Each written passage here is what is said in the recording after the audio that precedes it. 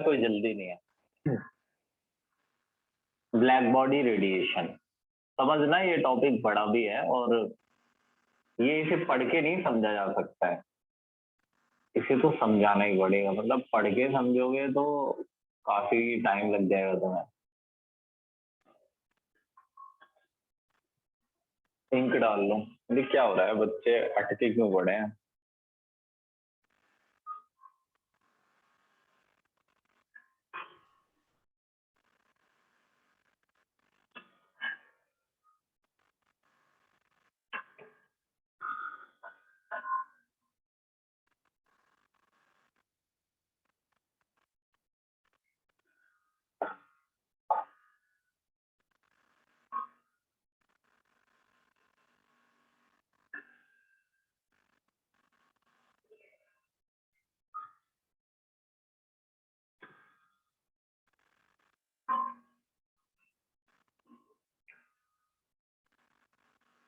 देखो,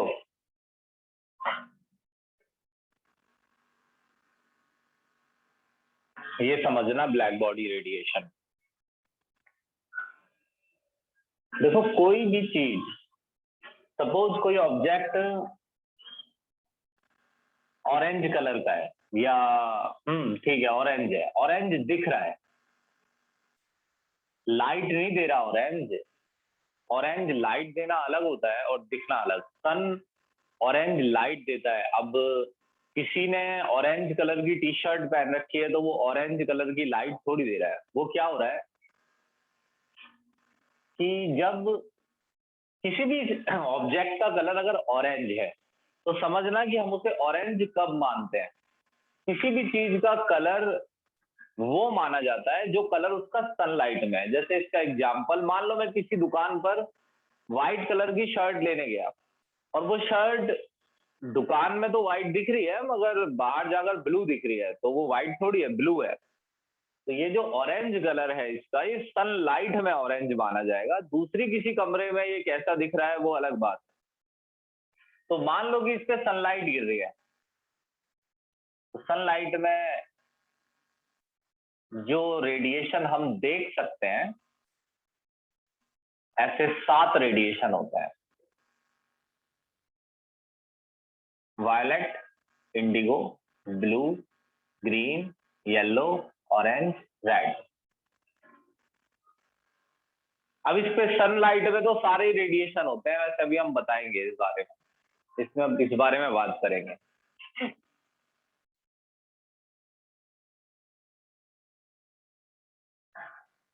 तो जब इस पे रेडिएशन गिरता है, वेव यानी इलेक्ट्रोमैग्नेटिक वेव, इसको आराम से समझना है, चाहे यही समझ में आए पूरी क्लास में, लेकिन इसको समझना है।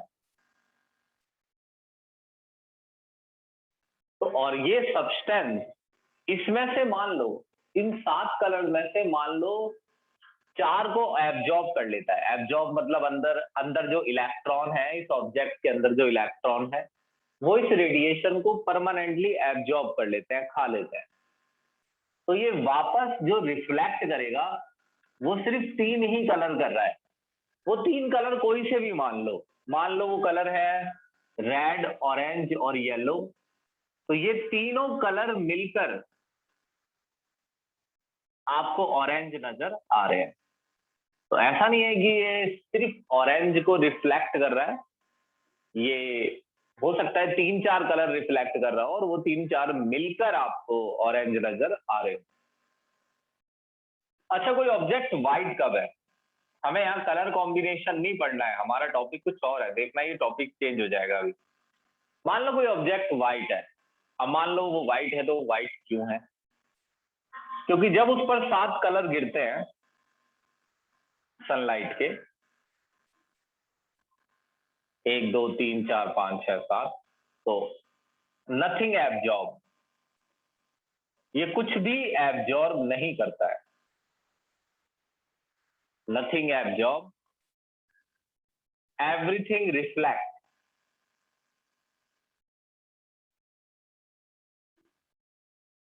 तो अगर ये 7 के 7 कलर वापस कर देगा तो ये सातों मिलकर व्हाइट नजर आएंगे, इसलिए ऑब्जेक्ट व्हाइट नजर आ रहा है। अब दूसरी चीज, तीसरी, अब एक ऑब्जेक्ट है जो बिल्कुल ब्लैक है, कहते हैं ना एकदम एब्सोल्यूट ब्लैक, जैसे मार्कर की इंक दिख रही है, एकदम ब्लैक है, 100% ब्लैक है। हालांकि कोई भी चीज एब्सोल्यूट ब्लैक तो नहीं होती है, जो बहुत डार्क ब्लैक भी होता है वो ब्लैक के नियर होता है। तो कोई ऑब्जेक्ट ब्लैक क्यों दिख रहा है, और वो ब्लैक भी तभी माना जाएगा, वो सनलाइट में ब्लैक दिखना चाहिए।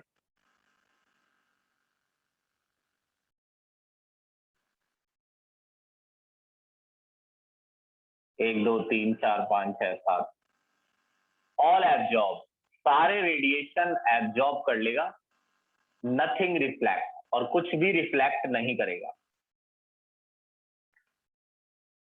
अगर ऐसा है तो हमारी आईज तक कोई कलर नहीं पहुंचेगा इस ऑब्जेक्ट से रिफ्लेक्ट होकर, और हमें ऑब्जेक्ट ब्लैक नजर आएगा। तो एक्चुअली में ब्लैक कोई कलर नहीं है, ब्लैक तब कोई चीज नजर आती है जब वहां पर लाइट की प्रेजेंस ही नहीं होती है। यहां से ये समझना है कि एक ब्लैक बॉडी, अब जब भी मैं बोलूं ब्लैक बॉडी, तो जरूरी नहीं है कि बॉडी ब्लैक ही हो, मगर यहां पर ये ब्लैक है। अब इसके बारे में बात करेंगे कि अगर वो ब्लैक बॉडी है तो जरूरी नहीं है ब्लैक ही हो, इसका क्या मतलब है। फिलहाल तो ये जो ब्लैक बॉडी है ये ब्लैक ही है। अगर कोई बॉडी ब्लैक बॉडी है तो वो violet, indigo, blue, green, yellow, orange, red, सारे रेडिएशन एब्जॉर्ब कर लेती है। इतना ही नहीं, अगर आप इस ऑब्जेक्ट पर इंफ्रारेड डालेंगे तो ये उसे भी एब्जॉर्ब कर लेगा। अगर आप इस पे यूवी रेज डालेंगे तो ये उसे भी एब्जॉर्ब कर लेगा। यानी ये हर तरीके के रेडिएशन को एब्जॉर्ब कर सकता है। तो ऐसी बॉडी जो किसी भी रेडिएशन को एब्जॉर्ब कर सकती हो वो ब्लैक बॉडी कहलाती है। तो व्हाट इज ब्लैक बॉडी?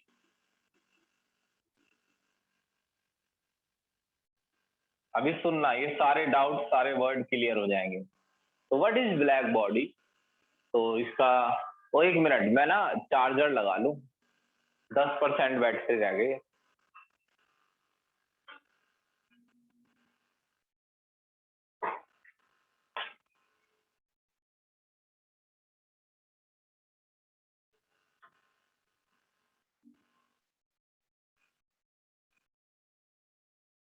तो अगर कोई बॉडी ब्लैक बॉडी है तो इसका मतलब है उसका कलर ब्लैक होना जरूरी नहीं है। जरूरी है कि a body which can absorb और emit any kind of radiation. अभी ये थोड़ा कम है एक्सप्लेनेशन, अभी देखते जाइए। अब आपको जैसे मैं कहूं वैसे सोचना है अगर कुछ करना है इस चैप्टर में। तो a body which can absorb और emit any kind of radiation, वो ब्लैक बॉडी। लेकिन याद रखना जरूरी नहीं है कि ब्लैक बॉडी ब्लैक ही कलर की हो। कई ऑब्जेक्ट ऐसे हैं जिनका कलर कुछ और होता है लेकिन वो फिर भी, जैसे सन, उसका कलर ऑरेंज है या येलो, मगर वो भी एक ब्लैक बॉडी है। सन भी किसी भी तरीके के रेडिएशन को एब्जॉर्ब कर लेता है। अभी हम इस बारे में बात नहीं करेंगे, अभी करेंगे थोड़ी देर में, आप सुनना। इसका स्क्रीनशॉट लो, इसमें कोई क्वेश्चन है तो बताओ, या समझ आया नहीं तो बताओ, जल्दी बताओ लेकिन।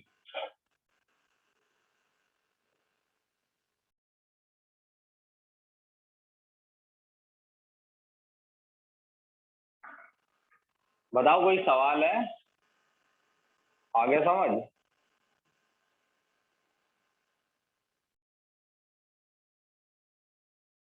Sir all absorb nothing reflect वाली, इसमें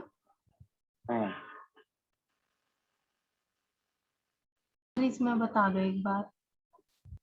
ऑल एब्जॉर्ब में तुम्हें क्या दिक्कत है? ऑल एब्जॉर्ब का मतलब हो गया कि इस पे कोई भी रेडिएशन डालोगे उसे ये एब्जॉर्ब कर लेगा। एब्जॉर्ब वर्ड समझ नहीं आ रहा? सर आ रहा है। तो ऑल एब्जॉर्ब का यही तो मतलब है कि इसमें वायलेट लाइट डालोगे, Indigo, blue, green, yellow, orange, red, कोई सी भी लाइट इस पर डालोगे सबको एब्जॉर्ब कर लेगा। और नथिंग रिफ्लेक्ट का मतलब है कोई भी लाइट वापस नहीं जाएगी। रिफ्लेक्ट ये होता है ना टकरा के वापस लौटना, तो इससे टकराने के बाद कोई भी लाइट वापस नहीं जाएगी, ये सारी इसके शरीर में घुस जाएगी। ठीक अब है भी नहीं आया सर। समझ? नहीं सर आ गया। अब देखो,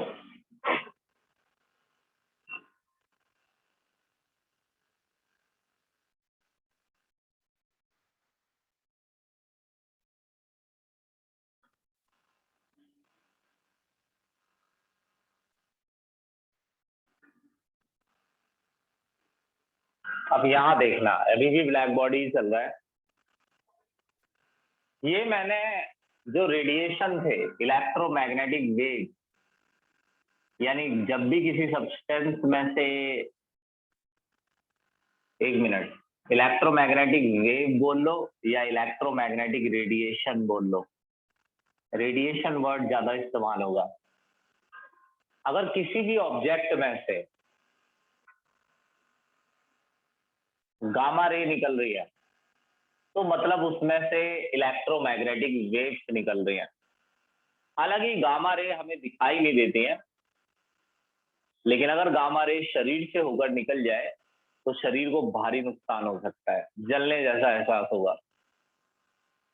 एक्स रे, अगर किसी ऑब्जेक्ट में से एक्स रे निकल रहा है तो इसका मतलब उसमें से इलेक्ट्रोमैग्नेटिक वेव्स निकल रही है। ये सारी एक जैसी होती है, हालांकि इनमें कुछ अंतर है और ये मैं अभी बता दूंगा आपको। UV rays, violet, indigo, blue, green, yellow, orange, red. Infrared, radio wave, नहीं पहले माइक्रोवेव,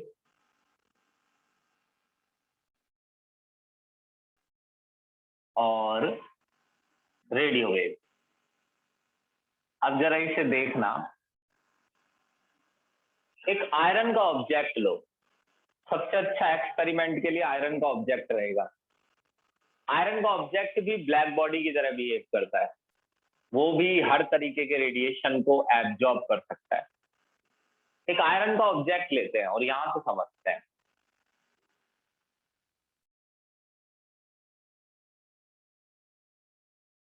अब सोचते हैं कि इस आयरन के ऑब्जेक्ट में क्या मौजूद है।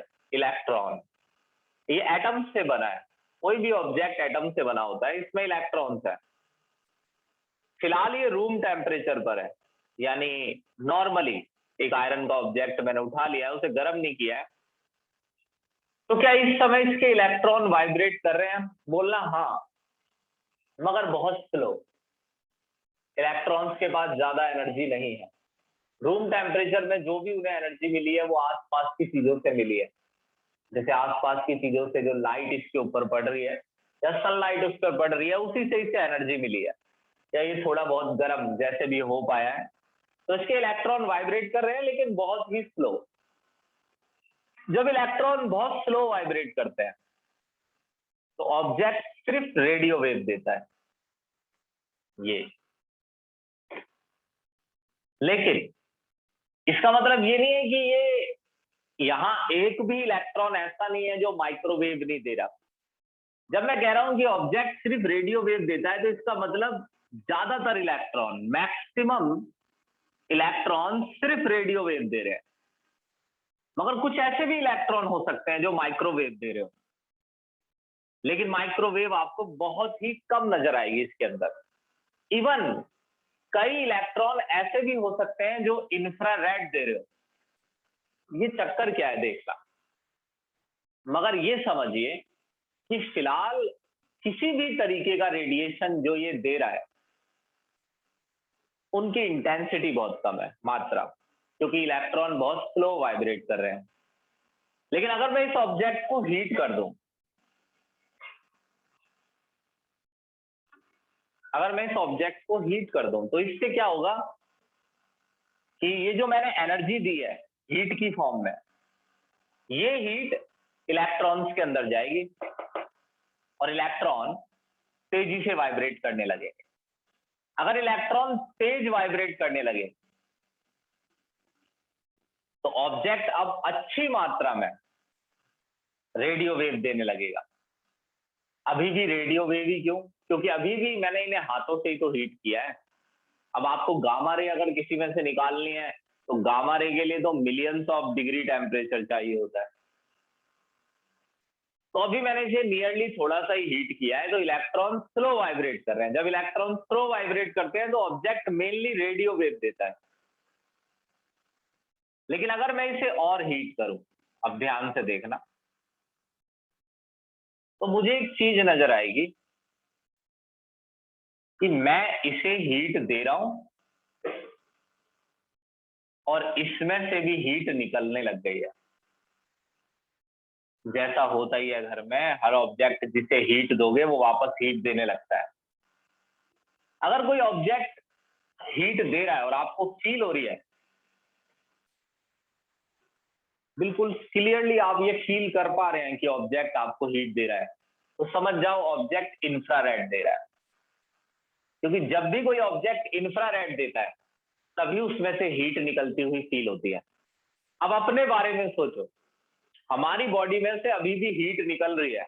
अगर हमारी बॉडी में से अभी भी हीट निकल रही है तो इसका मतलब हमारी बॉडी भी इस समय इंफ्रारेड दे रही है। लेकिन अगर कोई ऑब्जेक्ट इंफ्रारेड देने लगे तो क्या वो माइक्रोवेव देना बंद कर देता है? नहीं।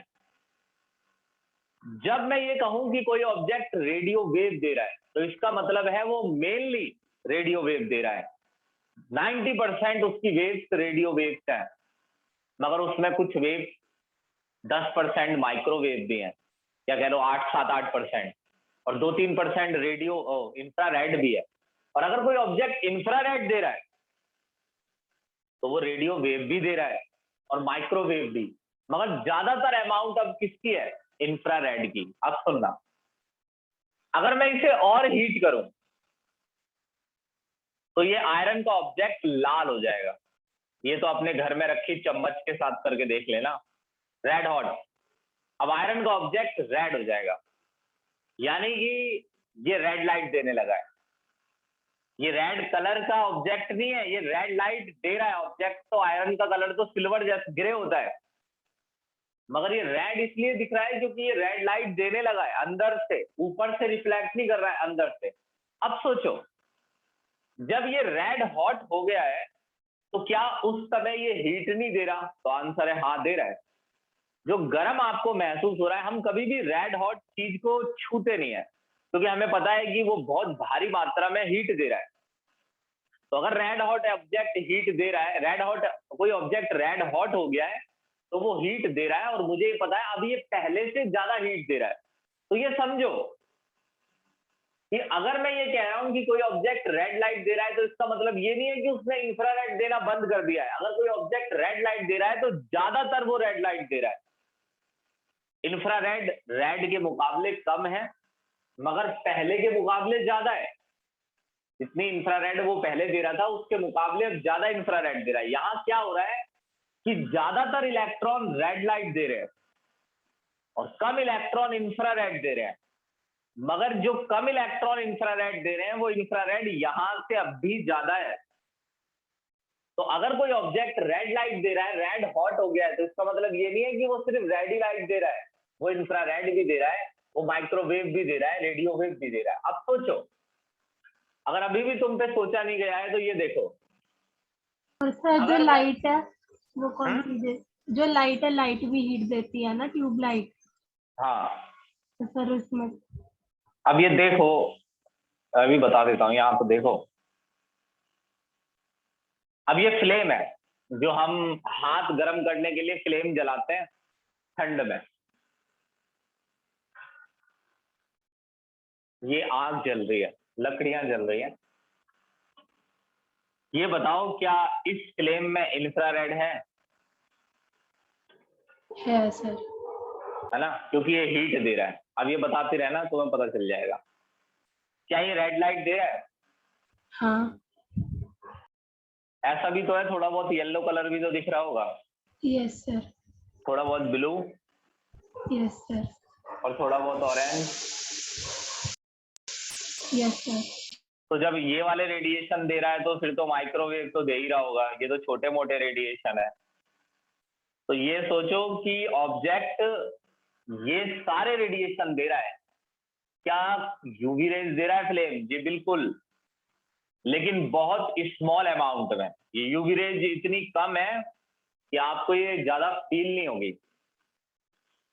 यानी कि एक ऑब्जेक्ट एक ही टाइप के रेडिएशन नहीं देता है कि कभी भी, वो रेडिएशन का मिक्सचर देता है। अब जो सन है उसके बारे में सोचो, क्या सन रेड लाइट देता है? सब जानते हैं कि सन ये सातों लाइट देता है। इंफ्रारेड देता है जी, UV rays yes, X-ray yes, gamma ray yes. ऐसा कोई भी रेडिएशन नहीं है जो सन नहीं देता है। सन सारे रेडिएशन एमिट करता है। और जो ऑब्जेक्ट, एमिट मतलब निकलना, और जो ऑब्जेक्ट सारे रेडिएशन दे सकता हो या सारे रेडिएशन ले सकता हो, एब्जॉर्ब कर सकता हो या एमिट, वो ऑब्जेक्ट कहलाता है ब्लैक बॉडी। तो सन का कलर देखिए क्या है, लेकिन बोला उसे फिर भी ब्लैक बॉडी जाता है, क्योंकि सन हर तरीके के रेडिएशन को एब्जॉर्ब या एमिट कर सकता है। सारे स्टार ब्लैक बॉडी की तरह काम करते हैं। अब सोचना, अब देखो घर की जो ट्यूबलाइट है, अब इसमें मेरे को रेडिएशन दिख नहीं रही ना, इसमें व्हाइट कलर दिख रहा है। अब व्हाइट कलर में कौन से कलर है? व्हाइट में ये 7 ही कलर हो जरूरी नहीं होता है। व्हाइट 3 कलर मिलके भी व्हाइट हो जाते हैं। ये वो वाला व्हाइट नहीं है पेंटिंग वाला। पेंटिंग में कभी व्हाइट नहीं होगा अगर 7 कलर मिलाओगे। ये लाइट के कलर है, लाइट का कलर कॉम्बिनेशन अलग होता है और पेंटिंग वाला कलर अलग होता है। पेंटिंग में ये 7 रंग मिलाओगे तो सफेद थोड़ी हो जाएंगे, लेकिन लाइट में हो जाते हैं। अब सुनो, लेकिन ट्यूबलाइट में फिर भी इंफ्रारेड तो दे रही है ट्यूबलाइट। जी बिल्कुल, अगर इंफ्रारेड कोई चीज दे रही है ना, तो रेड लाइट भी दे रही होगी। क्यों? क्योंकि एक ऑब्जेक्ट, अगर आप एक पर्टिकुलर रेडिएशन पहचान लें, जैसे कोई ऑब्जेक्ट रेड लाइट दे रहा है, तो समझ जाओ रेड से कुछ रेडिएशन पीछे भी दे रहा होगा और रेड से कुछ रेडिएशन आगे भी दे रहा होगा। अब इसका मैं एक ग्राफ बनाता हूं, फिर तुम्हारे समझ आएगा। अभी चलो आगे। अच्छा, इसे हीट करूंगा तो ये रेड से क्या कलर आएगा इसका? ऑरेंज। और हमें पता है कि लाल हो गया वो आयरन का ऑब्जेक्ट, और लाल से ऑरेंज दिखने लगे तो ऑरेंज वाला ज्यादा गर्म होता है लाल के कंपेयर में। अब सुनो, अगर मैं इसे और हीट करूं तो ये कैसा दिखने लगेगा? येलो। अब सवाल है, जब ये येलो कलर दे रहा है तो क्या ये ऑरेंज कलर दे रहा है? जी दे रहा है, मगर ज्यादातर कलर अब येलो ही दे रहा है।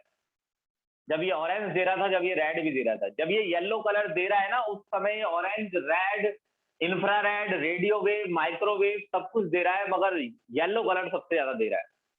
हमारी बॉडी क्या दे रही है? इंफ्रारेड तो हमारी बॉडी हमेशा ही देती रहती है। क्या हमारी बॉडी रेड लाइट भी देती है? जी देती है, मगर बहुत कम। तो ऐसा नहीं कि पेपर में ये पूछेंगे वो कि बताइए हमारी बॉडी क्या दे रही है, ये क्या दे रही है। ऐसा नहीं है, आपको सिर्फ ये सेंस बनाना आना चाहिए कि रेडिएशन जब कोई ऑब्जेक्ट देता है तो कैसे देता है। जैसे हमने समझ गए कि फ्लेम में ये सारे रेडिएशन है, जैसे मैं समझ गया सन में ये सारे रेडिएशन है, जैसे मैं समझ रहा हूँ कि जो आयरन का ऑब्जेक्ट है, अब मेरे को ये सेंस है कि कोई ऑब्जेक्ट अगर लाल गर्म हो गया है तो वो कितने टाइप के रेडिएशन दे रहा होगा उस समय। तो इसे ग्राफ से समझना है। इसी टॉपिक को पहले स्क्रीनशॉट लो, इसमें कुछ पूछना है तो बताओ,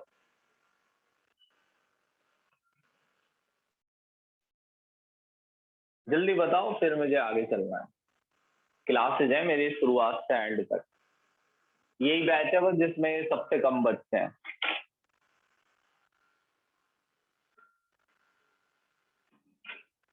अब क्या करें, अकेडमी खोल नहीं सकते, अकेडमी खोलेंगे तो चालान भरना पड़ता है।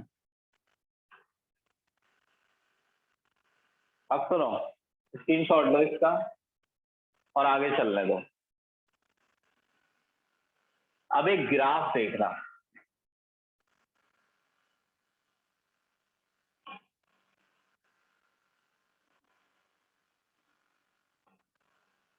ये ग्राफ है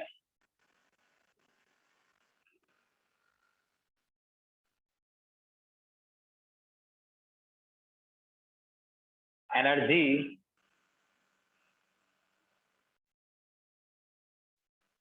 और इंटेंसिटी के लिए। इंटेंसिटी का मतलब होता है अमाउंट। जब कोई लाइट ज्यादा इंटेंसिटी की होती है तो इसका मतलब होता है कि वहां पर ज्यादा लाइट है। इस इंटेंसिटी के बारे में सुन लेना, वैसे याद तो आधी से ज्यादा बातें बच्चे रखते ही नहीं है। अब समझना, जब कोई लाइट ब्राइट होती है, सपोज एक रेड लाइट है और वो ब्राइट है, काफी ज्यादा चमक रही है। सपोज एक लाइट है ब्लैक रेड और वो रेड एकदम ब्राइट कलर है। तो जब कोई लाइट ब्राइट होती है तो हम कहते हैं लाइट की इंटेंसिटी ज्यादा है, और जब कोई लाइट डिम होती है तो हम कहते हैं लाइट की इंटेंसिटी कम है। तो लाइट अलग अलग इंटेंसिटी की होती है। यहां से इंटेंसिटी का मतलब है अमाउंट। जब मैं कहता हूं बहुत ज्यादा इंटेंस साउंड है तो इसका मतलब अलग अलग तरीके की आवाजें आ रही है, बहुत सारी। तो इंटेंसिटी का मतलब अमाउंट होता है, ये समझ के रखना। हालांकि अमाउंट मत बोलना, जब भी कोई बोले लाइट की इंटेंसिटी ज्यादा है तो बोलना ब्राइट है। ब्राइट लाइट को हाई इंटेंसिटी कहते हैं, डिम लाइट को लो इंटेंसिटी कहते हैं। अब यहां मैं कुछ लाइनें बनाऊंगा। एक,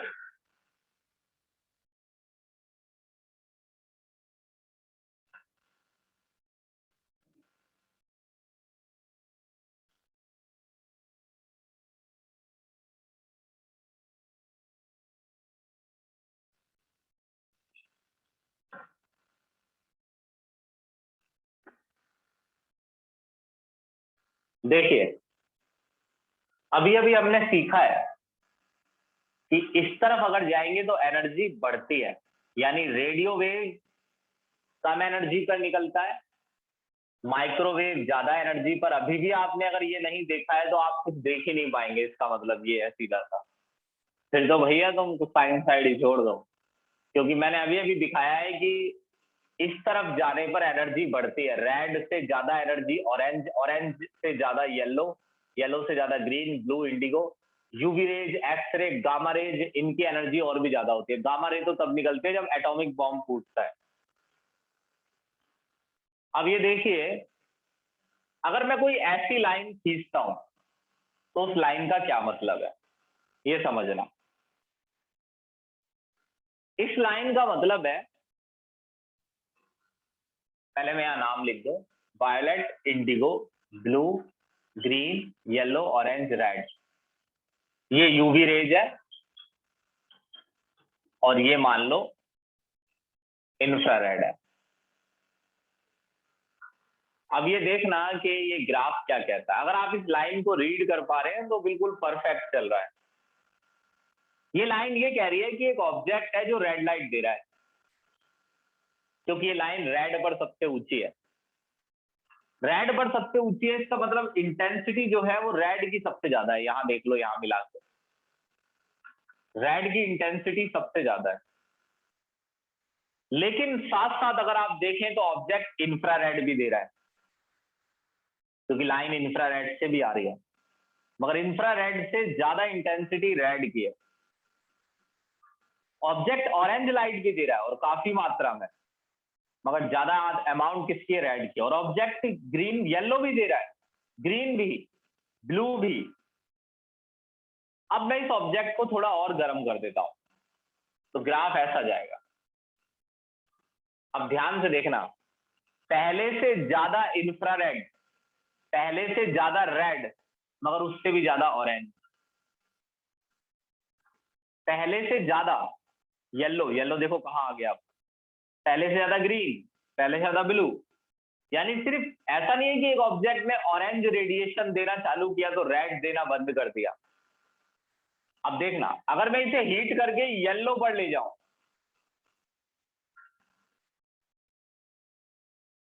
तो ये पहले से ज्यादा इंफ्रारेड दे रहा है, यानी पहले से ज्यादा हीट, पहले से ज्यादा रेड, पहले से ज्यादा ऑरेंज, ऑरेंज वाली यहां आ गई है लाइन, लेकिन इन सबसे ज्यादा येलो दे रहा है। तो अगर मैं इसे कंटिन्यूअसली हीट करता रहूं तो क्या ऑब्जेक्ट ग्रीन हो जाएगा? नहीं। इसका क्या कारण है कि ऑब्जेक्ट ग्रीन नहीं हो जाएगा? अगर आप इसे अब भी हीट करते रहेंगे तो आप ध्यान से देखिए, हर लाइट काफी मात्रा में दे रहा है अभी ये। और जब ये सारी लाइटें ज्यादा मात्रा में देने लगेगा तो ऑब्जेक्ट नजर आने लगेगा व्हाइट। हालांकि ये ग्रीन ही सबसे ज्यादा दे रहा है, मगर फिर भी ये, क्योंकि सातों की सात लाइट की इंटेंसिटी इतनी हो गई है कि हमारी आंखें सातों को ऑब्जर्व कर पा रही हैं एक साथ, तो अब ऑब्जेक्ट नजर आएगा व्हाइट। लेकिन अगर मैं फिर भी हीट करता रहूं तो ग्राफ चला जाएगा इस तरफ, और आप ध्यान से देखेंगे कि ऑब्जेक्ट वायलेट, इंडिगो और ब्लू कुछ ज्यादा ही दे रहा है, और ये तीनों कलर मिलकर नजर आएंगे आपको ब्लू, और फिर कोई कलर चेंज नहीं होगा। अब आप इसे हीट करते रहेंगे तो ये ग्राफ यही ऊपर आता रहेगा, और ध्यान से देखो ग्राफ यूवी रेज पर भी जा रहा है। इसीलिए बोला जाता है कि अगर कोई स्टार व्हाइट दिख रहा है तो वो कम गर्म है, और अगर स्टार ब्लू दिखने लगे तो समझ लो वो ज्यादा गर्म है। तो स्टार की टेम्परेचर को कलर के अकॉर्डिंग मेजर किया जाता है। आज हम जानते हैं कि रेड कलर का दिख रहा है कोई ऑब्जेक्ट तो वो कम गर्म है, ऑरेंज का दिख रहा है तो ज्यादा। ऐसे ही साइंटिस्ट पता लगा लेते हैं सफेद स्टार कम गर्म है और ब्लू स्टार ज्यादा गर्म है। समझ में आ रही है मेरी बात की नहीं? Yes sir. अब देखिए अगली चीज, अगर कोई पूछे इनमें फर्क क्या है तो बोलना है इनकी वेवलेंथ और फ्रीक्वेंसी में फर्क है। ये बात नहीं भूलनी है बिल्कुल भी। जो रेडियो वेव्स हैं उनकी वेवलेंथ ज्यादा होती है, वो ऐसी दिखती है, और अगर आप इस तरफ आएंगे गामा रेज पर तो इनकी वेवलेंथ ऐसी होती है, ये ऐसी दिखती हैं। देखने से ही पता चल रहा है कि रेडियो वेव कम एनर्जी वाली वेव है, और गामा रेज जब इलेक्ट्रॉन ज्यादा तेज वाइब्रेट कर रहा है तो ऐसी वेव निकलेगी, और इलेक्ट्रॉन अगर स्लो वाइब्रेट करेगा तो ऐसी वेव निकलेगी। अब अगर आप इस तरफ चलेंगे तो इस तरफ जाने पर वेवलेंथ घटेगी, और मैंने 10th में पढ़ा है तुमने कि रेड लाइट की वेवलेंथ सबसे ज्यादा होती है। इनमें, इन सातों में रेड की वेवलेंथ ज्यादा होती है और वायलेट की वेवलेंथ कम। और मैं भी यही कह रहा हूं कि इस तरफ जाओगे तो वेवलेंथ घटेगी। जिस तरफ वेवलेंथ घट रही है फ्रीक्वेंसी उस तरफ बढ़ रही है।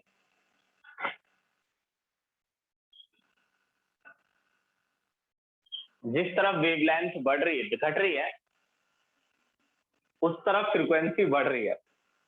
ये ज्यादा फ्रीक्वेंसी वाला रेडिएशन है और ये कम। अब यहीं पर ही एक बात समझना, इनमें किस चीज में अंतर है? कहना इनमें एनर्जी में अंतर है, वेवलेंथ में अंतर है, फ्रीक्वेंसी में अंतर है, और ऑर्डर याद रखना जैसा लिखा है वैसा ही। अब यहां पर एक चीज समझना, what is significance, what is significance of black body radiation? Black body radiation, अगर कोई बच्चा ब्लैक बॉडी रेडिएशन टॉपिक पढ़ता है तो उसे क्या समझना चाहिए? ये समझना आसान नहीं है, इसमें दिमाग लगेगा। उसे ये समझना चाहिए कि जैसे जैसे एनर्जी बढ़ाई जाती है वैसे वैसे फ्रीक्वेंसी बढ़ती है, या कह लो वेवलेंथ घटती है। इस साइन का मतलब है एनर्जी और फ्रीक्वेंसी एक दूसरे के डायरेक्टली प्रोपोर्शनल है। एनर्जी ज्यादा तो फ्रीक्वेंसी ज्यादा। मगर इस ग्राफ से ऐसा कैसे पता चल रहा है? मुझे पता चल रहा है कि इस तरफ जाने पर एनर्जी बढ़ रही है, और जब मैं एनर्जी बढ़ाता हूं तो पहले शुरुआत में एक ग्राफ और बना दो। शुरुआत में ऑब्जेक्ट सिर्फ इंफ्रारेड ज्यादा दे रहा था, एनर्जी बढ़ाने पर रेड देने लग गया, और एनर्जी बढ़ाने पर ऑरेंज देने लग गया, और एनर्जी बढ़ाने पर येलो देने लग गया, फिर ग्रीन, फिर ब्लू देगा, फिर इंडिगो, फिर वायलेट। हालांकि दिखेगा नहीं, दिखेगा तो व्हाइट और ब्लू, मगर ग्राफ ये बता रहा है कि infrared, red, orange, yellow, green, ये सीक्वेंस वाइज आ रहे हैं कलर, मगर सीक्वेंस वाइज दिख नहीं रहे हैं क्योंकि वो कलर मिक्स अप हो रहे हैं।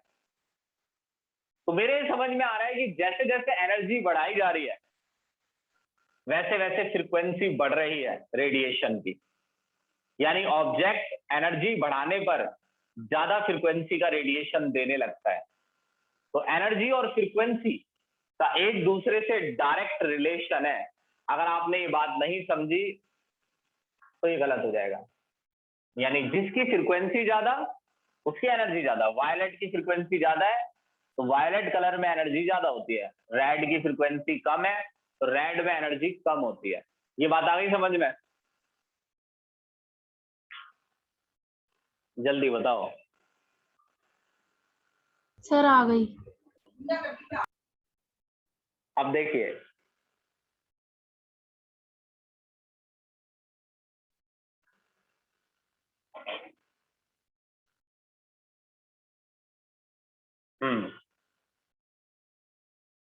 अब एक मिनट, लेकिन एक साइंटिस्ट आया, सुनना, बड़े आराम से बताऊंगा मैं ये बात। स्क्रीनशॉट ले लो इसका। सर आप इसकी भी भेज देना रिकॉर्डिंग। हाँ, रिकॉर्डिंग तो कर ही रहे हैं हम हर क्लास की अपना। लेकिन एक बात समझनी है, इसमें बहुत सारे न्यूमेरिकल हैं, चैप्टर में 100 हैं और 100 के 100 सॉल्व करने हैं। तो मेरे पास दो चीजें हैं, एक तो हैंड रिटन सॉल्यूशन है एनसीईआरटी के, हिंदी इंग्लिश दोनों में लिखे हुए हैं वो, एक तो मैं वो भेज दूंगा, और 100 में से 50-60 क्वेश्चन तो मैं अपने हाथ से करा दूंगा, और बाकी रिकॉर्डिंग है उसकी, बाकी न्यूमेरिकल की वो रिकॉर्डिंग से करना। अब देखो,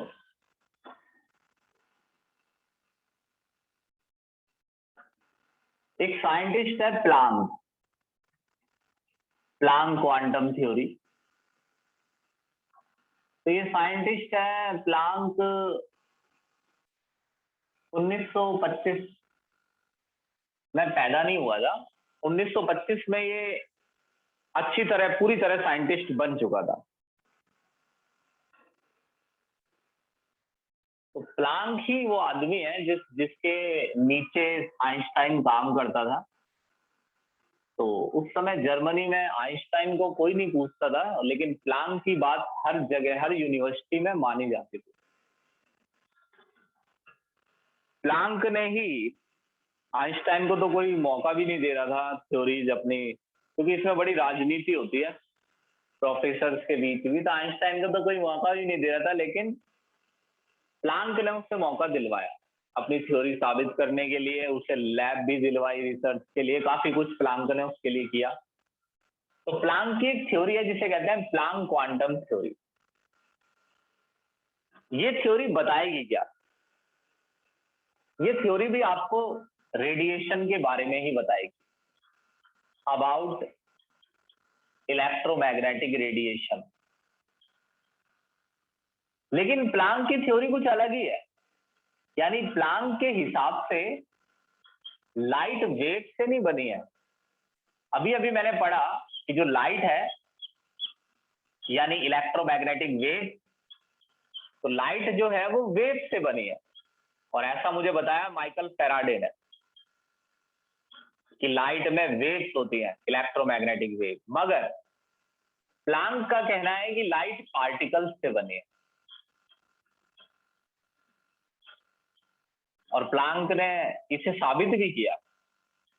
साबित तो हम अगली क्लास तक ही कर पाएंगे।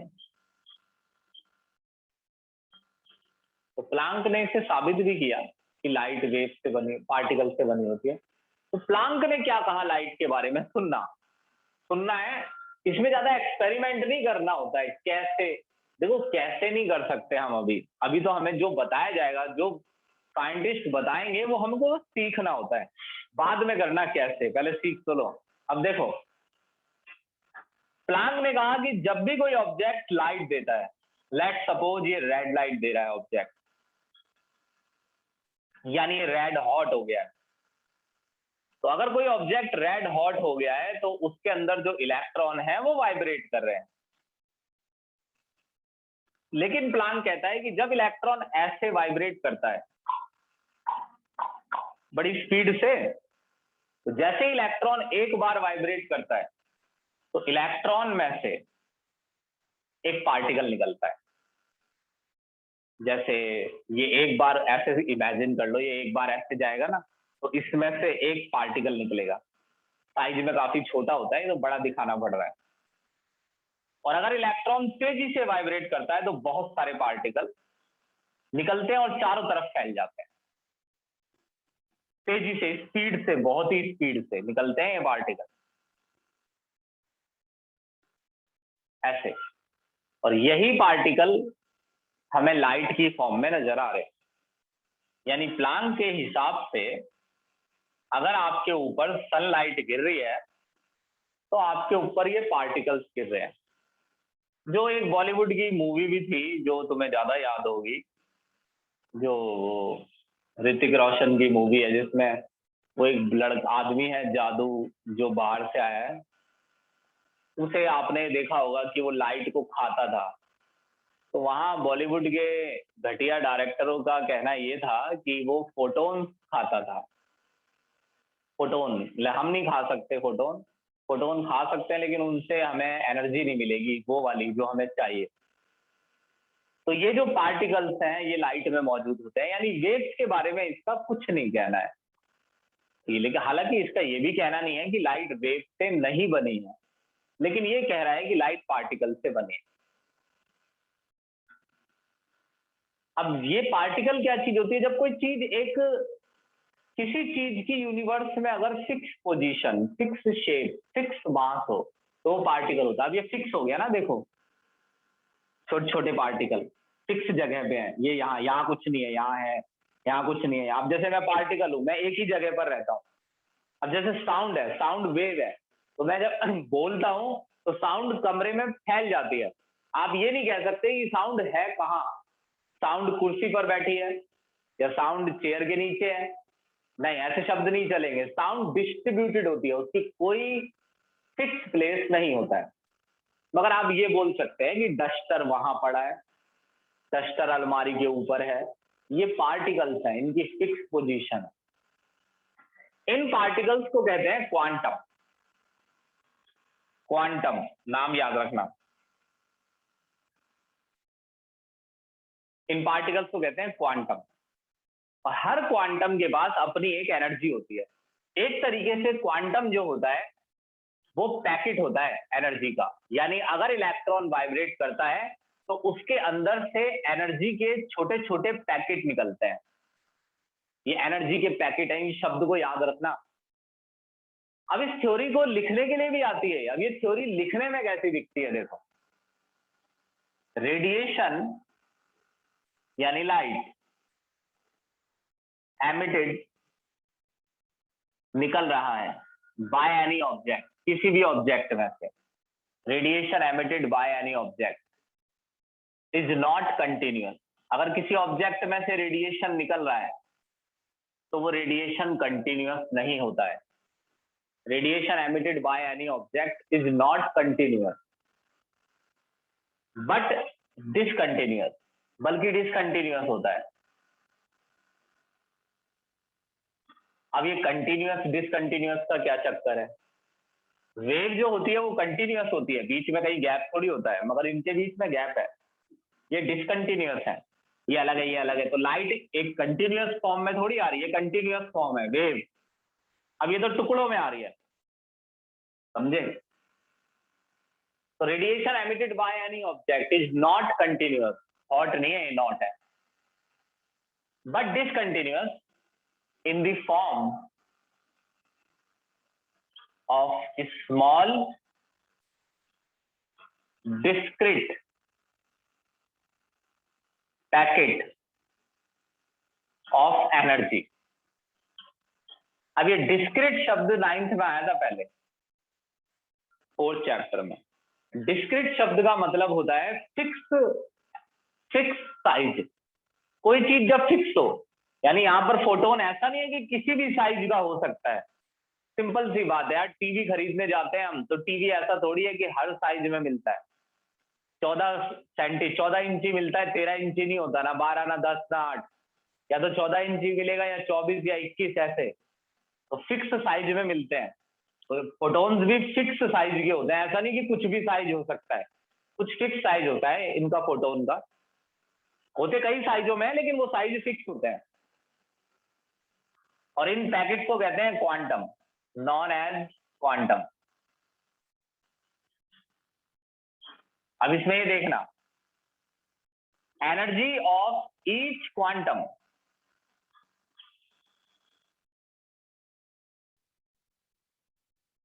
is directly proportional to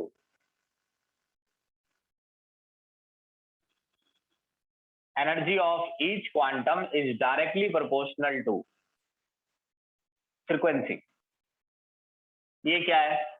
कुछ नहीं, कह रहा है जिस रेडिएशन की फ्रीक्वेंसी कम है उस रेडिएशन के पैकेट्स में एनर्जी कम है। यानी रेडियो वेव के पैकेट में, यानी रेडियो वेव के जो क्वांटम है उनमें एनर्जी कम है, माइक्रोवेव के क्वांटम में ज्यादा है, इंफ्रारेड के क्वांटम में और ज्यादा है। जितनी ज्यादा रेडिएशन की फ्रीक्वेंसी होगी क्वांटम में उतनी ही ज्यादा एनर्जी होगी। यानी रेड कलर के क्वांटम में कम एनर्जी है मुकाबले वायलेट के। सबसे ज्यादा एनर्जी जो होती है वो गामा रेज के पैकेट में होती है। तो energy is directly proportional to frequency. अब ये प्रोपोर्शनैलिटी का साइन हटा के एक कांस्टेंट लगाना है एच। जो ये एच है इसे प्लांक कांस्टेंट कहते हैं, और ये पूरी साइंस में सबसे इंपॉर्टेंट कांस्टेंट्स में से एक है। इतना दिमाग था इसमें प्लांक में। तो ये पूरी केमिस्ट्री में सबसे इंपॉर्टेंट, फिजिक्स में भी, ये केमिस्ट खुद ये फिजिसिस्ट है। तो इस कांस्टेंट की वैल्यू है 6.626 इंटू 10 की पावर -34 जूल सेकेंड। यूनिट भी याद रखना। अब अब मान लो कि आपको इस पैकेट की एनर्जी निकालनी है, एक ही पैकेट की निकलेगी, सबकी नहीं निकलेगी। मान लो आपको इस पैकेट की एनर्जी निकालनी है, तो आप सबसे पहले लिखेंगे 6.626 इंटू 10 की पावर -34, और इस वैल्यू की रेड लाइट की फ्रीक्वेंसी से, ये रेड कलर का है मान लो, अगर ये फोटोन रेड कलर का है तो इस पैकेट की रेड कलर की फ्रीक्वेंसी से क्या कर दो, मल्टीप्लाई, दी जाएगी वो तो फ्रीक्वेंसी, तो पैकेट की एनर्जी निकल जाएगी। आया समझ में ही नहीं? सर आ गया। तो इसका मतलब यहाँ दो थ्योरी आ गई। एक थ्योरी कह रही है कि लाइट वेव से बनी है, और एक थ्योरी कह रही है लाइट पार्टिकल से बनी है। यानी ये क्लियर नहीं है कि लाइट किस चीज से बनी है। तो देखते हैं आगे क्या कहते हैं कि लाइट किससे बनी है, अपने आप बता देंगे वो। ठीक है, इसे पढ़ के आना, इसकी रिकॉर्डिंग भी देख लेना, फिर मिलना। वैसे अभी मैं तुम्हें बता दूं कि जो मंडे वाली क्लास है ना, ट्यूसडे, वो थोड़ी कंफर्म सी नहीं है। तो या तो मैं उस क्लास को कोशिश करूंगा कि पहले ले लूं ट्यूसडे से, या देखेंगे ट्यूसडे को नहीं लेंगे फिर संडे लेंगे अगले, है ना। तो ये पक्का नहीं है ट्यूसडे वाली क्लास का, मैं आपको मंडे में बता दूंगा। तो समझ जाना अगर मैं क्लास ना लूं तो। ठीक है सर। सर आप भेज देना प्लीज। ठीक है। ठीक ठीक।